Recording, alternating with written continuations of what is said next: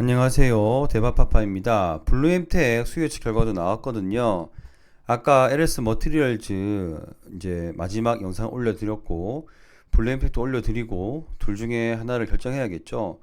물론 앞에 영상에서 LS 머티리얼즈가 더 좋다고 말씀드렸는데요.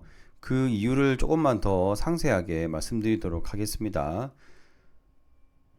여기 공모주 일정을 보시면 여러 번 말씀드렸지만 이 두 개의 종목 일정이 겹치기 때문에 비례 청약을 선택해야 합니다.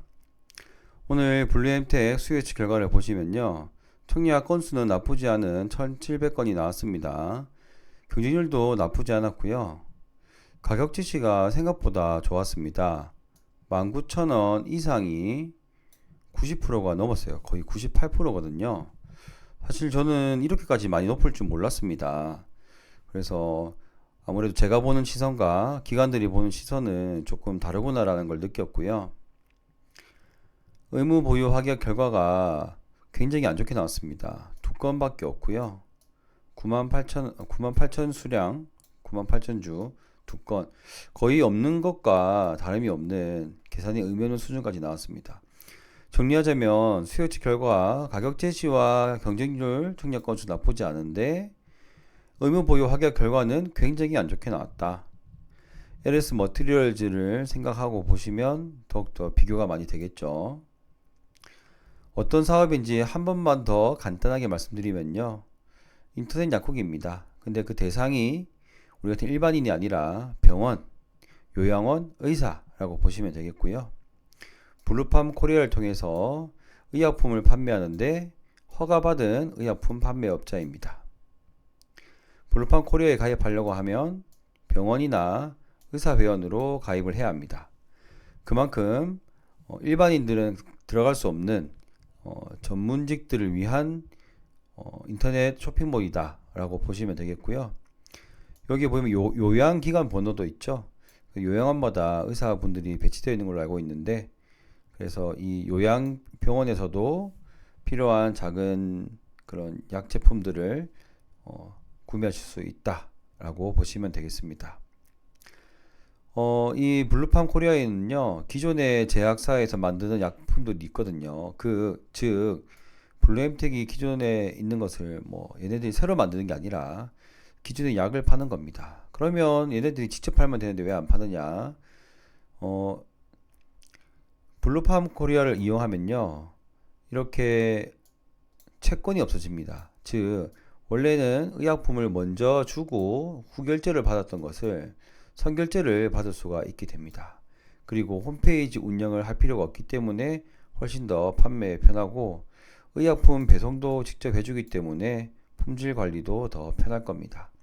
병원이나 의원에서는 선결제 구매를 하기 때문에 소규모의 구매도 이루어질 수 있어서 또 좋은 점이 있다고 합니다. 사업 모델은 나쁘지 않은 것 같고요. 또한 제약사 입장에서는 유통기한이 임박한 이런 약을 광고를 통해서 완판시킬 수도 있고요. 할인율을 65% 보이죠. 비급여 의약품도 이렇게 판매량을 늘릴 수 있다고 합니다. 또한 전문 브랜드가 있기 때문에 아까 말씀드렸던 여기에 블루팜 코리아를 이용하면서 자체적인 홈페이지나 그런 플랫폼을 운영할 필요가 없는 그런 장점도 있습니다. 그래서 플랫폼 구축이 힘들었는데 이 이후에 빠르게 영업이익이 올라갔고요. 흑자 전환 성공이라고 했지만 영업이익도 아니고 그렇습니다. 로드맵은요. 백신, 다이어트약, 의약외품, 그리고 보톡스까지 영역을 확대해서 매출과 이익률을 올리겠다는 로드맵입니다. 자, 이렇게까지만 보면 사업 구조가 나쁘지 않죠. 제약사와 병원 모두 다 좋아지는 그런 사업 구조입니다. 그럼에도 불구하고 저는 LS 머티리얼즈를 추천하는데요.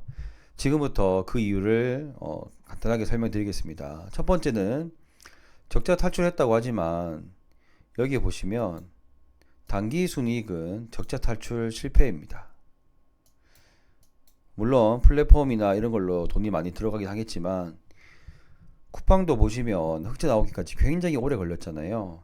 이 사업 구조가 약간 쿠팡이랑 비슷하다는 느낌이 들었습니다. 그래서 이 순이익단으로 적자 탈출을 실패했고 이게 언제 될지 모르겠다. 그래서 이게 좀 첫 번째로 안 좋게 보는 이유 중에 하나입니다. 두 번째는 이익률이 낮다는 겁니다.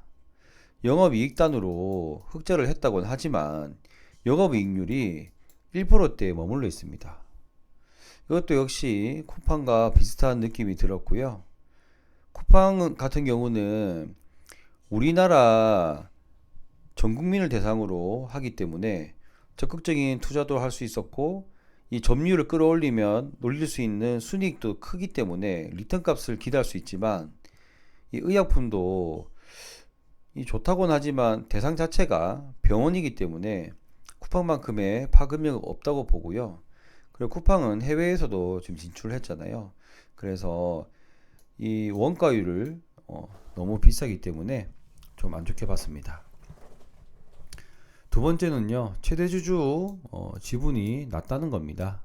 그리고 우호 지분을 다 더해서도 25%까지 밖에 안 되기 때문에 우호 지분이 낮다라고 생각이 되었습니다.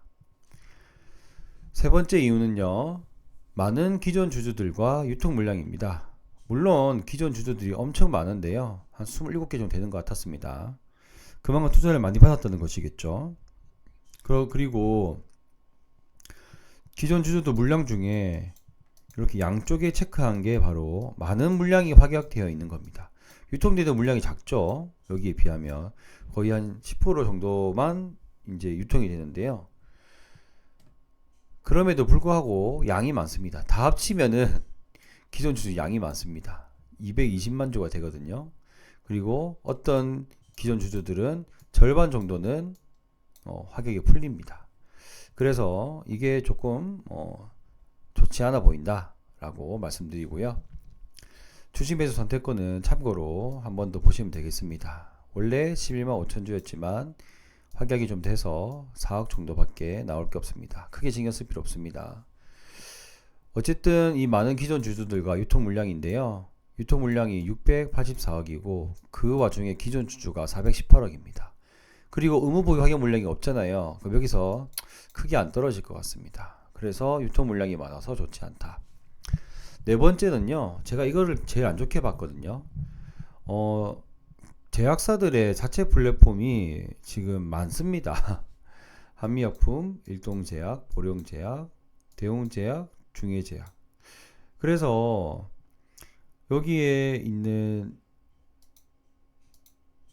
이 자체 플랫폼에 있는 제약사들은요, 블루 엠텍을 굳이 이용할 필요가 없잖아요.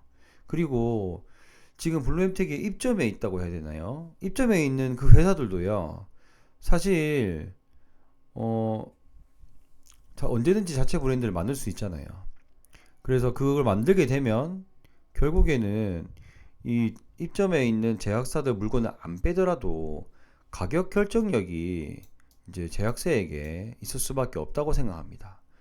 그래서 자체적인 수익률을 늘릴 수 있는 모델이 없어 보이는 게 과연 이 회사가 언제까지 투자를 받으면서 이렇게 단기순위 적자를 이용하면서 살아남을 수 있을까 하는 생각이 들었습니다.